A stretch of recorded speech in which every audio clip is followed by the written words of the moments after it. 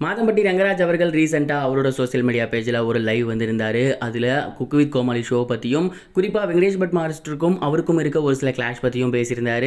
அதெல்லாம் என்ன அப்படிங்கிற கம்ப்ளீட் டீட்டெயில் தான் இந்த ஒரு வீடியோவில் நம்ம பார்க்க போகிறோம். குக் வித் கோமாளி ஷோ மிகப்பெரிய எதிர்பார்ப்போட லான்ச் ஆகியிருந்துச்சு. 2 வாரங்கள் கடந்துருச்சு. ஓரளவு நல்ல வரவேற்பு பெற்றிருக்கு.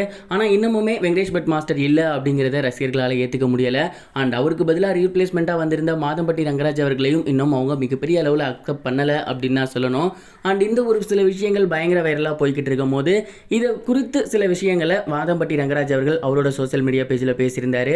லைவில் அவர் ரசிகர்கள்ட்ட என்ன சொல்லியிருந்தாரு அப்படின்னா, ஃபர்ஸ்ட் ஆஃப் ஆல் எனக்கு குக் வித் கோமாளி ஷோக்கு போகணும் அப்படிங்கிற ஐடியாவே சுத்தமாக கிடையாது.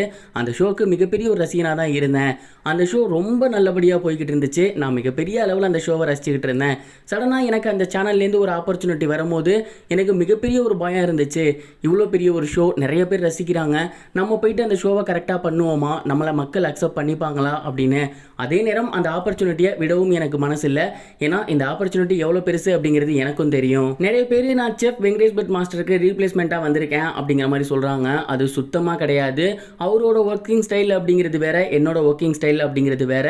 என்னோட ஒர்க்கிங் ஸ்டைலை தான் நான் இங்கே இம்ப்ளிமெண்ட் பண்ண போகிறேன். அண்ட் எனக்கு பிடிச்ச மாதிரி தான் நான் ஒரு சில விஷயங்கள் பண்ண போகிறேன். அவர் அப்படியே நான் காப்பி அடிக்க போகிறது கிடையாது, அடிக்கவும் முடியாது. ஏன்னா அவருக்கு இந்த ஒரு ஃபீல்டில் பல வருஷ எக்ஸ்பீரியன்ஸ் இருக்குது. ஒரு குரு அப்படின்னே சொல்லலாம். அவரெல்லாம் நம்மளால் இமிட்டேட் பண்ணவே முடியாது. அவரை மாதிரி நான் பண்ணுறேன் அப்படின்னு சொல்கிறவங்களுக்கு இதுதான் நான் சொல்லக்கூடிய பதில் அப்படிங்கிற மாதிரி சொல்லியிருந்தாரு. அண்ட் அது மட்டும் இல்லாமல் அவரை நான் நேரடியாக பார்த்தது கூட கிடையாது. நானும் அவரும் இது வரைக்கும் பேசினது கூட கிடையாது. ஆனால் சோசியல் மீடியாவில் எனக்கும் அவருக்கும் சண்டை, அதனால தான் அவரை மாற்றிட்டு நான் வந்திருக்கேன் அப்படிங்கிற மாதிரிலாம் சொல்கிறாங்க. அதெல்லாம் சுத்த போய், அப்படி எதுவுமே கிடையாது. இங்கே நான் யாரையும் ரீப்ளேஸ்மெண்ட் பண்ணிட்டு வரல. எனக்கு வாய்ப்பு வந்துச்சு, என்னோட ஸ்டைலில் நான் இங்கே ஒர்க் பண்ண போகிறேன், அவ்வளோதான் அப்படிங்கிற மாதிரி சொல்லியிருந்தாரு. இந்த ஒரு லைவ் மூலியமாக மாதம்பட்டி ரங்கராஜ் அவர்கள் ரொம்ப நாளாக சோசியல் மீடியாவில் ஸ்ப்ரெட் ஆகிட்டு இருந்த ரூமர்ஸ்க்கு ஃபுல் ஸ்டாப் வச்சாச்சு. அண்ட் அவருக்கும் வெங்கடேஷ் பட் மாஸ்டருக்கும் எந்த ஒரு பிரச்சனையும் இல்லை அப்படிங்கிறதையும் சொல்லிட்டாரு. இதை பற்றி நீங்கள் என்ன நினைக்கிறீங்க? கமெண்ட் பாக்ஸில் ஷேர் பண்ணுங்க. இது ஒரு புறம் இருக்க, ஆக்டர் அஜித் குமார் அவர்களோட நடிப்பில் மகிழ் திருமேனி அவர்களோட இயக்கத்தில் விடாமுயற்சி அப்படிங்கிற ஒரு படம் அனௌன்ஸ் பண்ணியிருந்தாங்க. இந்த ஒரு படத்தில் த்ரிஷா இருக்காங்க, ஆரவ் இருக்காங்க. அண்ட் மங்காத்தால ஹிட் அடித்த காம்போவான அர்ஜுன் சாரும் இந்த படத்தில் இருக்காரு. மிகப்பெரிய ஒரு எதிர்பார்ப்போட இந்த படம் ஸ்டார்ட் ஆகப்பட்டுச்சு. ஆனால் மிகப்பெரிய அளவில் டிலே ஆகிட்டு இருக்கு அப்படிங்கிறது அஜித் சாரோட ரசிகர்களுக்கு மிகப்பெரிய ஒரு வருத்தமாக தான் மாறி இருக்கு. படம் அனௌன்ஸ் பண்ணி 2 வருஷம் ஆச்சு, ஆனால் இப்போ வரைக்கும் படம் முடியலை. எப்போதாண்டா படம் வரும் அப்படிங்கிற அளவுக்கு ரசிகர்கள் வெறுத்து போயிருக்காங்க.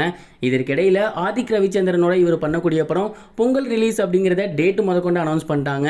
இன்னும் என்னதாண்டா நீங்கள் பண்ணுறீங்க அப்படின்னு அப்டேட்டுக்காக தல ரசிகர்கள் வெயிட் பண்ணிட்டு இருந்தாங்க. இந்த ஒரு நிலையில் இந்த படம் வர தீபாவளிக்கு ரிலீஸ் ஆக போகுது அப்படிங்கிறது தெரிய வந்திருக்கு. இப்போதைக்கு அன்அஃபிஷியலாக சொல்லிட்டு இருக்காங்க. அஃபிஷியலாக இந்த படம் ரிலீஸ் ஆனால் ரொம்பவே நல்லா இருக்கும். இது வரைக்கும் கனெக்டிங் டிவிக்கு சப்ஸ்கிரைப் பண்ணனா மறக்காம சப்ஸ்கிரைப் பண்ணிக்கங்க. உடனடி அப்டேட்ஸ் பெறுவதற்கு நோட்டிஃபிகேஷன் பெல்லையும் கிளிக் பண்ணிக்கங்க.